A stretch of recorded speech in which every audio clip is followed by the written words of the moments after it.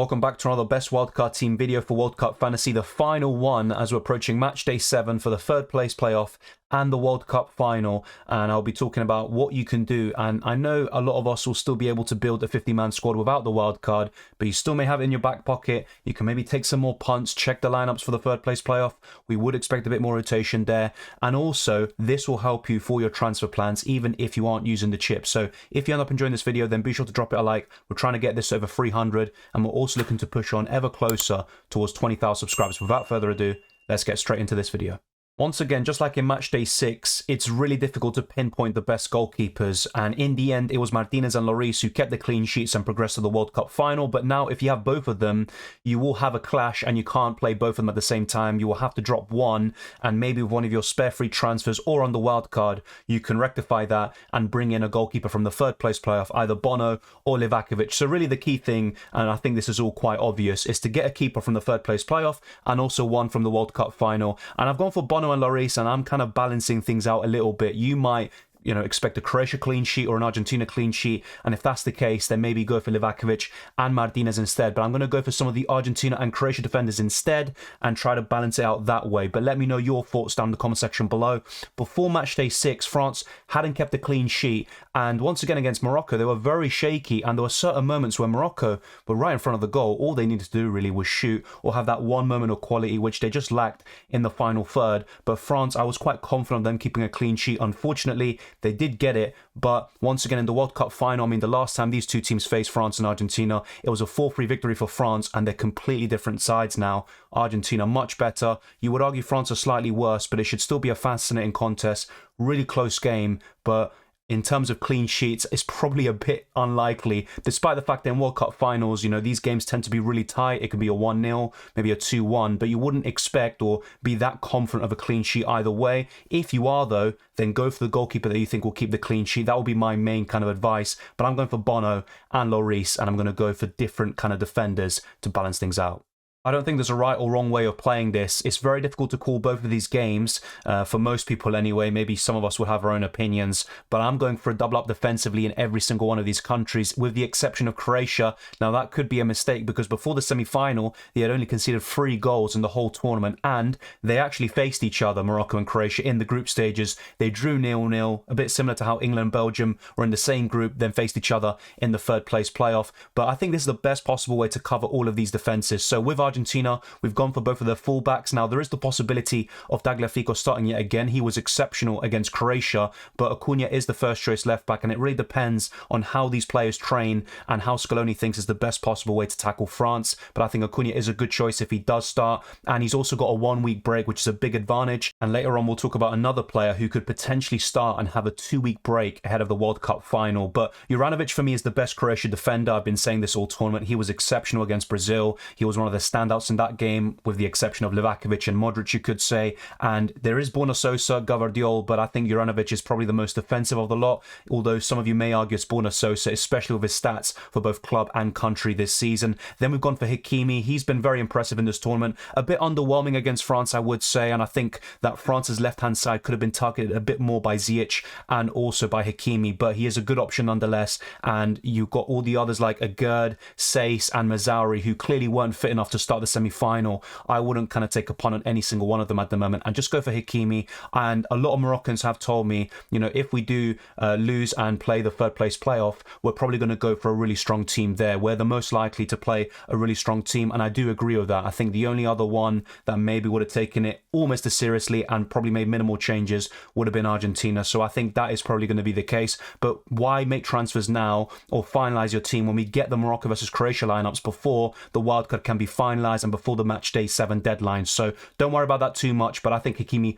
will start. I'd be very surprised if he didn't. And the final defender is Theo Hernandez, who was the hero for France, scored that crucial first goal in the first 5 minutes of the game. He got 13 points in match day 6, and he is the most offensive fullback. And whilst defensively he is lacking at times and he can be targeted, as we saw by Saka, I still think he's a quality option and probably one of the best left backs in this tournament so far. I've been waiting for several weeks for Di Maria to appear, and he made a really good cameo appearance against the Netherlands, but he wasn't needed in the end against Croatia, and he is fully rested. We're hoping he's fit enough to start the final. I think he can be the difference maker, and for Argentina, he's been so crucial in any final. The Olympic gold final in 2008, he scored the winner against Nigeria. He also did the same thing against Brazil in the Maracanã in 2021 in the Copa America, and not only that, he also completed a kind of treble there in the Finalissima final against Italy, scoring in that game and being one of the stars of the show alongside Lautaro Martinez and Lionel Messi. So I think Di Maria could be absolutely crucial in this fixture. It's a really historical one, by the way, because Argentina and France have faced each other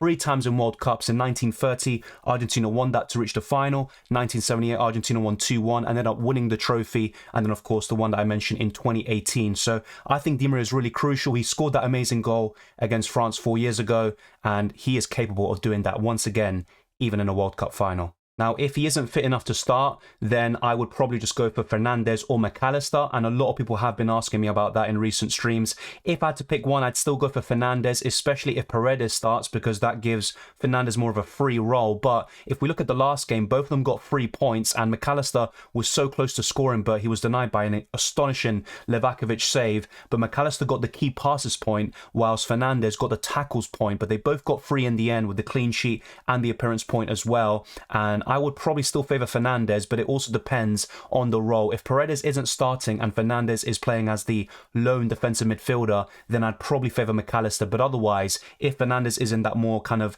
explosive and advanced role, then I would favour him instead. So it all depends on the lineup, but my initial gut feeling is to go for Fernandes if Di Maria doesn't start. But like I said, if Di Maria starts for me, he is the maverick pick, probably the best option on paper in the midfield, despite the difficulty of the fixture. I've also gone for 2 Croatian midfielders once again. Modric is on penalties. I would expect him to start. It could be his final World Cup game, and he has been really good in the last few games, I think, and he hasn't had a great tournament overall in my opinion, but I think he's slowly grown into it, and his best performances came against Brazil and Argentina. And then you've got Perisic, who has always appeared for Croatia on the big stage with some crucial goals, like the one he scored against Japan and even in the group stages. So I would go for Perisic, and not only the goals, by the way, he can get the assist like he did against Canada. And then Ziyech, who was very disappointing against France, but I would expect a bit of a turnaround here. He's had a great comeback story over the last 18 months with the Moroccan national team, and he is my favourite midfielder. You've got Boufal, who I have to say he's the most impressive for me, but he just doesn't get the goals or assists, and he also gets substituted out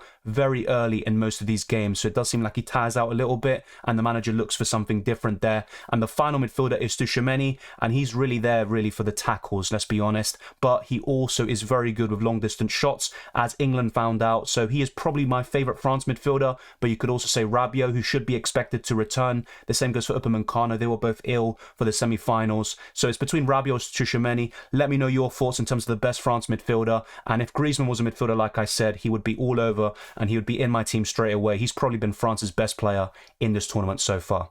While we have En-Nesyri, Petkovic, we've also got Kramaric and a few other options, I would just keep this to a pool of 4 players. So I would definitely go for Messi and Mbappe, no doubt about it. Then depending on what you think is going to happen in the World Cup final, I would go for either Alvarez or Olivier Giroud. And in this, I've currently gone for Messi and Alvarez, and the final forward would be Mbappe. And honestly, once again, if Di Maria doesn't start, you can easily just get rid of him, and depending on the lineup, I would probably go for Enzo Fernandez, and then as a result, we can then put Kylian Mbappe in this team. But you can afford Di Maria and Mbappe at the same time. The reason why I can't with what I'm showing you right now is because there's a blank team, which doesn't take into account the extra 5 million that we got in the knockout stages. But like I said, this would be a fantastic 50-man squad, and once again, if you see Di Maria starting, I think he's the one to go for, even over Fernandes and McAllister. And this is a really solid squad, probably the best for the World Cup final and the 3rd place playoff, but you may feel differently and you might be convinced of a certain team keeping a clean sheet.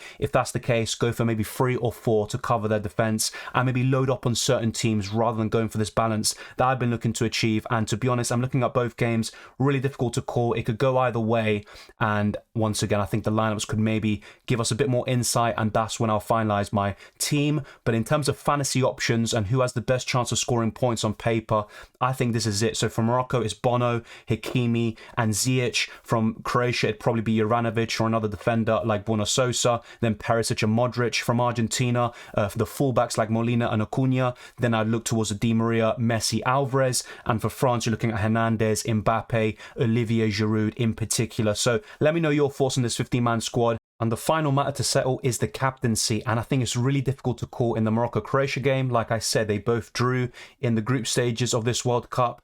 And it could be a defender or a goalkeeper that ends up scoring the most points. But I might go for Perisic as the first captain. And then for the World Cup final, it's probably between Messi and Mbappe. And I would go for Lionel Messi, who has delivered every time I've captained him. And I hope it's the case one final time. So let me know your thoughts on the captaincy and everything else we've discussed. And thank you very much for watching this video. If you enjoyed it or found it useful, then be sure to smash the like button and subscribe for new. Let's get this video to over 300 likes. Let's also push on towards 20,000 subscribers. You can follow me on Twitter and Instagram, Dylan RCM, and check the links in the description below for the Patreon, the channel memberships, the Discord server, and the World Cup Fantasy League. All of that is there. And be sure to check out the team selection video that will be out soon, as well as the deadline stream on the Saturday for the third place playoff. Remember, that will count towards Matchday 7. That's already confirmed by the website and the game. So be sure to not miss that. Take care. Enjoy the football as always. I hope you enjoy the World Cup and what it has left. And I'll see you next time.